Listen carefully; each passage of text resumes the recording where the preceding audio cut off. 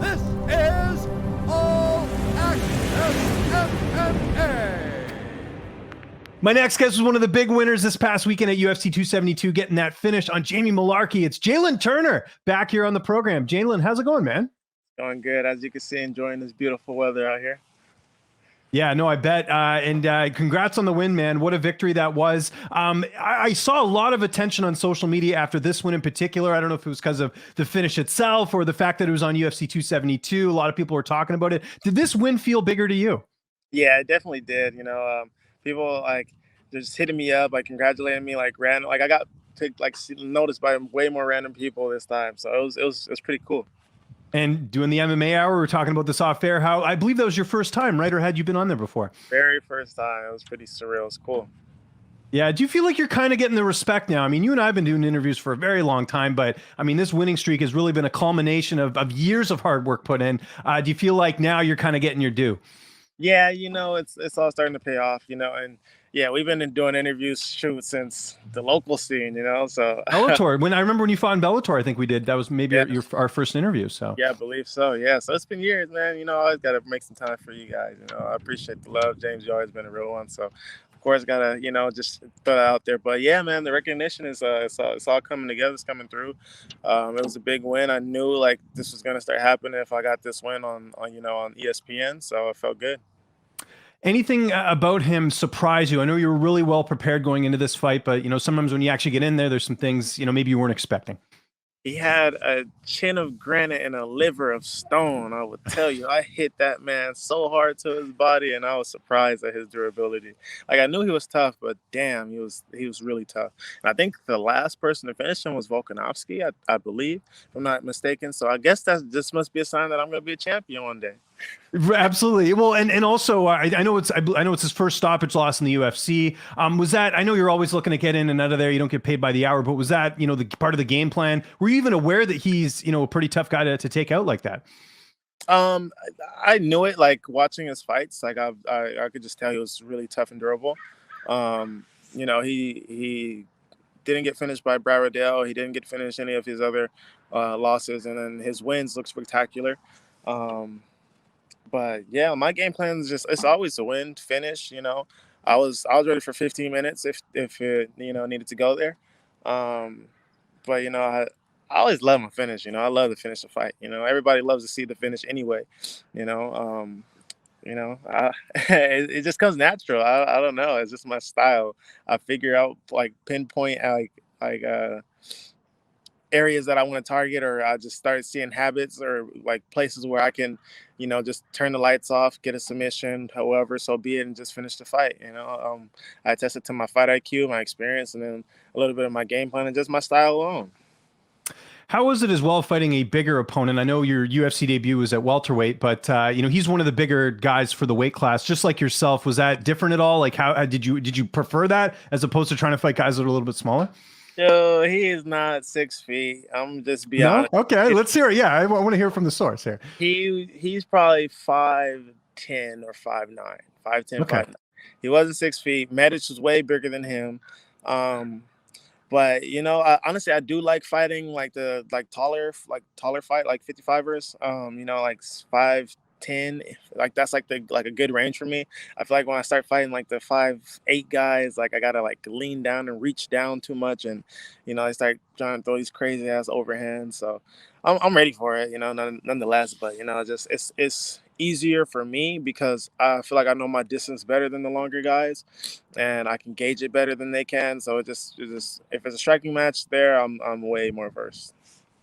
And speaking of size, I know you got a lot of overwhelming positive feedback. I know there's a few haters, some people on social media talking about the weight, and this is something I see with a lot of MMA fans, where it's like, oh, you're cutting weight, so you're bullying these guys. How have you dealt with that? Because and were you a bit surprised to see that? Because I assume these people were probably betting on Mullarkey as to why they're getting upset about something like this. Dude, I don't understand where this whole term weight bully even came from. I was like, Yeah. how? Like, look, I fought at 55 since I was an amateur. I even fought at 45 when I was an amateur. I don't know the term weight bully because I fought guys on the local circuit that were rehydrating to 185, 180 on Mm. fight night, and I didn't complain and bitch and moan about it. I just handled it. I was like, well, I was like, yeah, if he was a little bit lighter, my punch probably would have hurt him a little more. But it's the name of the game. It's whoever can, keep those inches to win the fight. It's a part of the territory. So it is what it is. But me dealing with it, I've just been like, I'm like, bro, like it's a part of just a part of being a fighter, being in and having so many eyes on you, having so many people see you, and just being in the media light, the limelight, because people are gonna start hating more. And there's gonna be like more nonsense for people to just dislike you or have an opinion or be speak their facts and speak their mind and think they matter. And it's just a part of the territory. Like I'm just taking it Yeah. all as it comes. I'm not stressing it. So people call me weight bully. I guess I'm a weight bully now. I'm 6'3", 55 or making weight, so like they can't really say much. So it is what it And is. the cut's a part of the fight. I mean, you got to, and it's not like it's great for your body to be cutting weight all the time. So it's like this idea that it's somehow a big advantage. I've never really got that. But again, the whole rule of social media is don't stoop to people's levels, right? Like, there's people obviously with their own agendas trying to make you feel a certain way. But like I said, a lot of positive feedback though, from what I saw. Did anyone win any big money on your fight? Because I think the odds are pretty close. Yeah. I had a few people. A few people. One of my sponsors, I think he won like it's like 6K, and then Hmm. one of my buddies won like 10K. That's I think awesome. those like the biggest numbers I've seen. But yeah, I won a lot of people money. I always tell people if I'm the underdog bet, but if they were betting since I was a favorite, I was like, I guess like they knew I was gonna win. And then there's a lot of like Mullarkey haters, like they're like, oh, you lost me money. I was like, well, you shouldn't bet against me, Got to like bet the right guy next time. Yeah, yeah, exactly. That makes sense. that's Um, why I'm gambling. it was a great finish. Like I said, surprised you didn't get the bonus. I know there's some other good performances on there, but I figured that could have been bonus worthy. Like me personally, I just feel like every finish I've had has been pretty bonus worthy, but I'm not stressing the bonuses anymore. I guess like I said, fourth time, fifth finish, fourth time in a row. I haven't got one. I'm not really stressing that. I'm not. If, how many? How many? How many thousands would that be? 50, 150, It'd be 100? a lot. Yeah.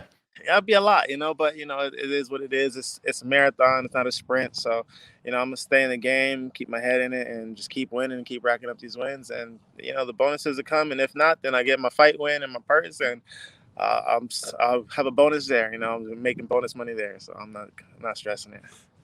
Now, we did our interview close to fight time, and after our interview, I actually spoke to one of your coaches, Ozzy, Coach Ozzy, who I know you've been working with. He's been working with a lot of fighters out there, sort of back and forth, and he's got his own promotion going on. How much of an asset has he been? For people who don't know, Ozzy fought in World Series of Fighting. He's just a wealth of knowledge, but I've just heard a lot of positive things from the people that have had a chance to work with him, including yourself. Dude, okay, so here's how I met Ozzy. I'm gonna tell you a little story. I Let's hear went to it. Jackson Wink, right? I went to Jackson Wink MMA. I was still an amateur at the time. He came in, he was like dropping everybody, and I think Gibson was like, "Oh, come spar with this guy." Or Wink, one of them was like, "Come spar with this dude," and I was like, "All right." I was watching him in Octagon, and he had ended up dropping one of my buddies, and I was like, "Dang, okay, I gotta watch him for a spinning back kick, whatever. I'm not gonna let him break me, whatever." So get in there. John Jones is watching. Come out, we touch gloves. Right off the bat, he throws a spinning back kick at me. Boom. Hurts me. And I was like, I'm not going down in front of John. I'm not. I'm Mm. not. And, I get my wits back. I keep coming forward. I start touching him on the feet a little bit and instantly, like, just took me down. Boom. Couldn't get up. I was like, what? Like, I could not get up. I could not move. And I was like, how the hell is he controlling me like this? Nobody had ever done it to me before. No 55er has ever done it to me before. And then, like, I just kept bugging him. I just became his best friend. I was like, hey, Ozzy, let's train. Ozzy, let's work. Ozzy, let's grapple. Ozzy, let's this. And like every time, like he would just out wrestle me, out grapple me, and just destroy me. And I would just be frustrated. And I asked Greg, I was like, Greg, how do I stop this? And he was like, honestly, you just can't get there because honestly, it's training. I was like, damn. Great advice. It's just like, hey, it is what it is, He's, So he's he's that good. If Greg Jackson doesn't know how to stop it, he's that good. So yeah. ever since that day, like he was the only 55er in my weight class that ever did that to me. I didn't even have bigger guys doing that to me. Like I was just amazed and in awe. So I kept in contact with him. I just stayed on him like glue. I wanted to learn that. I wanted to figure it out. I wanted to be able to stop it. So he ended up retiring. He started coaching, and I was like, oh my gosh, perfect! Like perfect opportunity. I just kept in contact, kept picking at it, just kept like making my way up. I kept winning, and then he was like, you know what, like let's do a camp. I was like, bro, I would love it, like please, like I've been trying to get you to work with me, like let's do it. So he finally came out. We've known each other since like this is like 6 years ago, man. We've known each other for a long time. So he came out. He's been in my corner in my last couple fights, last couple camps, and you guys see my grappling's improved. He was a little mad Yeah. that I let Mullarkey take me down, but he was telling me in the corner, it's like there's only a little bit of time left, like oh, you weren't in any damage. Like I was telling you, like just throw up the submissions, just make it look good at the end of the round. So, but he was like, yeah, now we gotta work even more. And I was like, all right, like let's do it. So, but yeah, man, he's a wealth of knowledge. He knows everything as like grappling wise. He knows ins, outs, routes, ways to do it, ways to get in. Like he's really intellectual with his approach, and I love that because like I soak up knowledge really well, and like I'm a quick learner. But you have to be able to explain it right and make it make sense. And he makes everything make a perfect sense of why to how to. There's purpose behind his grappling. There's no oh well if they get out here, oh if they do this, if they do that. It's like no, you work the position, you have your options, you have your answers, and then by the slight possibility if it doesn't work, then you have your next answer, you have your next answer and your next answer there. And I freaking love it. So he's the missing piece to the puzzle. I definitely feel like with him in my corner I will be a champion because my grappling has always been something that was always lacked on because I never had like a wrestling coach, a grappling coach, MMA coach that grappled in that facet that I can like attached to, attest to, and learn, and just want to learn from them. It's always like been hit or miss, or I would outgrow them. So yeah, he's my piece, man. He's my piece to being a champion. Obviously got my striking coach dialed in, I got my jiu-jitsu coach dialed in, but that grappling, man, that Russian grappling is gonna be the game changer, boy. I'm going to the top. Love it. No, that's cool. I didn't know it was that deep, and that makes sense with sort of the ties. And for people who don't know, go look up Ozzy's record. Great MMA record, just health issues hindering sort of an early retirement. But you're supposed to fight Justin Gaethje. Do you remember this a couple of years ago? And then it didn't end up happening because of his health issues. Who knows how that fight would have gone? Because Ozzy, like I said, very underrated guy in the World Series of Fighting banner. So that's cool. Definitely would have beat Gaethje. I'm not gonna lie, he would have beat Gaethje for sure. Okay, there we go. What an endorsement. That's great. I know there was some talk of I know after the fight, people asking you, what you'd be interested in. I know Brad Riddell's name came up. Is there any other names, or is Riddell one you'd sort of like to get? I just think a ranked opponent is what is due at this point, man, because you're on a nice winning streak right now. Brad was on the radar. He did just have a loss, so I'm pretty sure they're gonna match me up with somebody with a win. Ranked opponent, that sounds good to me too. Or if not, give me a good fight, good matchup, a fun fight for the fans, whatever, so be it.